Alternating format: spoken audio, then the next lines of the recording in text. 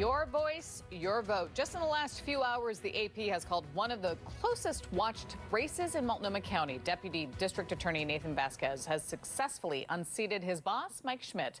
Right now, Vasquez has 54% of the vote compared to 45% for Schmidt. Good evening. Thanks so much for joining us for KT News at 6. I'm Deborah Knapp. Let's get right to it. Steve Dunn is live right now with the newly elected Multnomah County DA, Nathan Vasquez. Thank you, Deb. Nathan, congratulations, first of all. Thank you. To you. Multnomah County voters voted for change in the DA's office. What's the first thing you'll change once you do take office? Well, I think overall it is going to be collaborating and working with various members of the community to take on the issues around fentanyl and hard drugs in our community. And I think first and foremost, it's looking to end open-air drug dealing and then helping connect those individuals that are struggling with substance abuse disorder to treatment. Any specific prosecutions that you'll change once you are in charge? For instance, any changes to the charges PSU protesters will face? Well, a lot of that stuff is kind of baked in. Once with the evidence that's there, you're kind of stuck with what you've got. It is a situation, though, where I'm certainly going to be much more involved in the front end.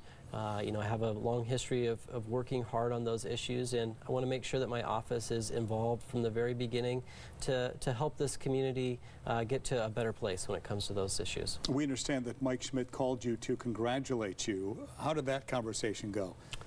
It was fine. It was short and brief, but he certainly congratulated me, and I thanked him, and we called it there. He's technically your boss until January. January 1st is when you'll take over, right? What do you think the next few months will look like at work?